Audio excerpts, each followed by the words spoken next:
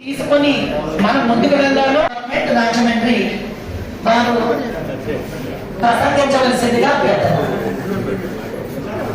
అందరూ ఆశీర్వాద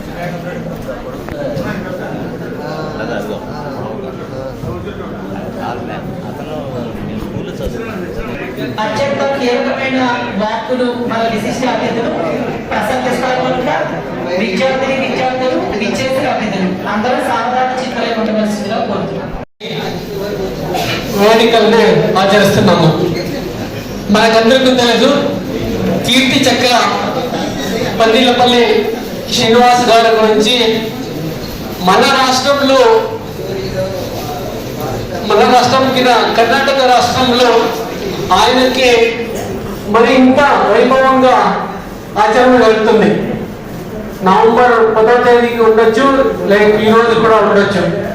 కర్ణాటకలో నేను పనిచేశాను కాబట్టి, నాది కర్ణాటక, మరి కర్ణాటకలో కూడా నేను పనిచేశాను కాబట్టి ఆయన ఎక్కడ పనిచేస్తారో అదే ప్రాంతంలో కూడా నేను పనిచేశాను కాబట్టి ఆయన్ని అక్కడ ఆ ప్రాంతంలో కర్ణాటక రాష్ట్రంలోనే అక్కడ ఆయన ఎక్కడెక్కడ పనిచేస్తారో ఆ ప్రాంతంలో ఆయన దేవుడులాగా చూస్తారు. దీంట్లో ఏం అతిశయోక్తి లేదు. ఆయన అన్ని చోట ఫోటోలు పెట్టి దేవుడులాగా పూజిస్తారు.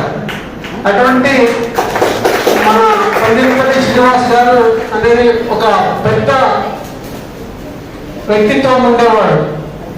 ఆయన గురించి చాలా విషయాలు మీకు చెప్పబోతున్నాము. కొంతమందికి తెలిసి ఉండొచ్చు, తెలియకపోవచ్చు. కొన్ని విషయాలు నాకు తెలిసి కాబట్టి ఆ ప్రాంతంలో పనిచేశాను కాబట్టి మీ దగ్గర షేర్ చేసుకోవాలనుకుంటున్నాను.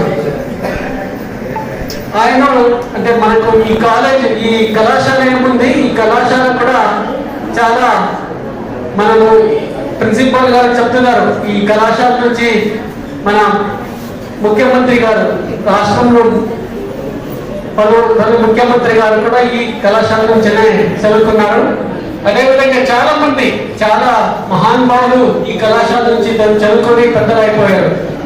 అదేవిధంగా మన పందిరపల్లి శ్రీనివాస్ గారు కూడా ఈ కళాశాలలో చదువుకొని ఒక ఉన్నత స్థానానికి వెళ్ళారు. ఇది భారతదేశంలో కీర్తి చక్ర పొందారంటే కీర్తి చక్ర అనేది అందరికీ రాదు, మనకందరికీ తెలుసు. మేరకు ఒకసారి మన శ్రీనివాస్ గారు వీరప్పని అరెస్ట్ చేస్తారు. 89 అనుకుంటారు, 89 ఒకసారి ఆయన అరెస్ట్ చేస్తారు. కానీ కూడా గెస్ట్ హౌస్ ఉంటుంది, ఆ గెస్ట్ హౌస్ పెడతారు. ఒక 2-3 రోజులు అక్కడ గెస్ట్ హౌస్ లో పెడతారు. ఇన్సిడెంట్ ఆయన దగ్గర ఉన్న ఆయన తోటి కలిసి పనిచేసిన ఒక అసిస్టెంట్ కన్జర్వేటర్ ఆఫ్ ఫారెస్ట్ ఆయనకి చాలా క్లోజ్ ఉండేవాడు. ఆయన షేర్ చేసిన ఇన్సిడెంట్ ఈయన అరెస్ట్ చేస్తారు. ఒక 3-4 సంవత్సరాల తర్వాత ఈయన వీరప్పని అరెస్ట్ చేస్తారు. వీరప్పని అరెస్ట్ చేసిన తర్వాత ఒక గెస్ట్ హౌస్ ఉంటుంది, బుది కూడా గెస్ట్ హౌస్ లో పెడతారు. పెట్టిన తర్వాత చాలా ఒత్తిళ్ళు వస్తాయి. ఇతను చాలా రాజకీయంగా చాలా ఒత్తిళ్ళు వస్తాయి. ఇతన్ని వదిలేయాలి ఇతను.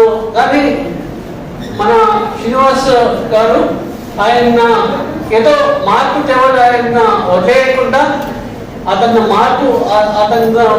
మనోభావాన్ని మార్చాలి, అతన్ని మార్పు తేవాలని అట్లనే పెట్టుకుంటారు. కానీ అప్పటికే అతని వీరప్పనే వాడు చాలా దంతచూడ మీకు అందరికీ తెలుసు, చాలా అప్పటికైనా బ్యాండిట్ అయిపోయాడు. అప్పటికైనా చాలా ఇది కేరళ, కర్ణాటక, తమిళనాడులో అతను చేసిన ఎన్ని ఇల్లీగల్ యాక్టివిటీస్ ఉండొచ్చు, లేకపోతే మర్డర్స్ ఉండొచ్చు, చాలా ఏనుగులు చెప్పాడు, చాలా శాండల్వుడ్ చెట్లు కూడా నరికేశాడు. అప్పటికే ఆల్రెడీ అతని మీద చాలా కేసెస్ ఉన్నాయి. సో కొంతమంది మన శ్రీనివాస్ గారికి సజెషన్ ఇచ్చారు, ఇతన్ని మనము కోర్టుకి ఇవ్వకుండా మనము అతన్ని వేరే విధంగా మనం ఏదైనా చేస్తే అతను ఇంకా రాబోయే రోజులు మన అటవీ శాఖ సిబ్బంది కానీ పోలీస్ సిబ్బంది కానీ చెప్పడం కూడా ఉండదు. తర్వాత అతని వల్ల ఏం నష్టపోతున్నామో అది కూడా సో ఉండదు. మన ఒక నిర్ణయానికి వస్తారు. ఇతన్ని ఏదో చేసి అతన్ని మనము కోర్టుకు కానీ లేకపోతే రిమైండ్ చేయకుండా అతన్ని ఏనుగులతోటి తొక్కి చంపేద్దామని ఒక నిర్ణయానికి వస్తారు. రాత్రి ఒక ఏనుగులతోటి చంపేసి ఏనుగులు చంపినట్టు అవుతుంది. సో అతన్ని అంతం అవుతుంది, ఆ చరిత్ర అంతం అవుతుంది, ఇంకా రాబోయే రోజులు కూడా ఇటువంటి ఇన్సిడెంట్ జరగమని ఒక నిర్ణయానికి వస్తారు. కానీ శ్రీనివాస్ గారు ఒప్పుకోలేదు. ఆ రాత్రి మీటింగ్ లో శ్రీనివాస్ గారు ఇది చాలా అనైతికంగా అవుతుంది, మనం చంపడం అనేది అనైతికంగా అవుతుంది, ఆయన మనస్తత్వం కానీ మనోభావం కానీ మార్పు తెద్దాము, ఆయన్ని మనము ట్రాన్స్ఫర్మేషన్ చేద్దామని ఆయన ఇటువంటి చేయడం తప్పు అవుతుంది. అంటే మీరు ఆలోచించవచ్చు, ఒక అధికారి ఆ స్మగ్లర్ మీద ఎంత మనము అతన్ని స్మగ్లర్ మీద ఎంత సింపతి చేసి చూపించారు. అతనికి ఒక స్మగ్లర్ ఉన్న అంతకు ఆల్రెడీ 20-30 మంది పోలీసు ఫారెస్ట్ ఆఫీసర్ చంపిన. సో అట్లా చేయకూడదనే మనం మనోభావం చూడాలి. కాబట్టి ఆ రోజు మన శ్రీనివాసరావు అట్నుంచి మీటింగ్ అయిన తర్వాత బయలుదేరిన తర్వాత అతను ఎస్కేప్ అయిపోతాడు. నెక్స్ట్ అదే రాత్రి అదే రోజు ఎస్కేప్ అయిపోతాడు. అంటే ఎస్కేప్ అవుతాడంటే మీరు ఊహించవచ్చు, రూమ్ లో అన్ని లాక్లు ఉంటాయి, ఒకే చిన్న ఒక విండో ఉంటుంది, అక్కడ 4-5 మంది సెంట్రీస్ అంటారు. సెంట్రీస్ అంటే అక్కడ కాపులో ఉంటారు, కానీ ఎస్కేప్ అవుతాడు. సో ఎస్కేప్ కావడంలో సో చాలా మంది పాత్ర ఉంటుంది అనే మనం తర్వాత విషయాలు బయటకు వచ్చాయి. సో కాబట్టి మన శ్రీనివాస్ గారు వీరప్పన్ మీద ఎంత సింపతి ఉండింది, అతనికి మార్పు తేవాలి, అతన్ని బదలాయించాలి, అంటే ఎంటైర్ అక్కడ ఉన్న స్మగ్లింగ్ గ్యాంగ్స్, స్మగ్లింగ్ నెట్వర్క్లు కూడా మనము స్మగ్లింగ్ అరికట్టాలనే ఉద్దేశంతో అక్కడ చాలా కృషి చేశారు. మనకు అన్ఫార్చునేట్లీ 91లో ఇవన్నీ పని చేస్తూ ఆయన కొనగడకు వెళ్తారు, అమెరికాకి వెళ్తారు, అటు నుంచి మళ్ళా వాపస్ పిలుచుకుంటారు వీరప్పన్ ఆపరేషన్ కి. అన్ని చేస్తూ ఆయనకి ఎంత ఇబ్బంది ఉన్నా ఆ వీరప్పన్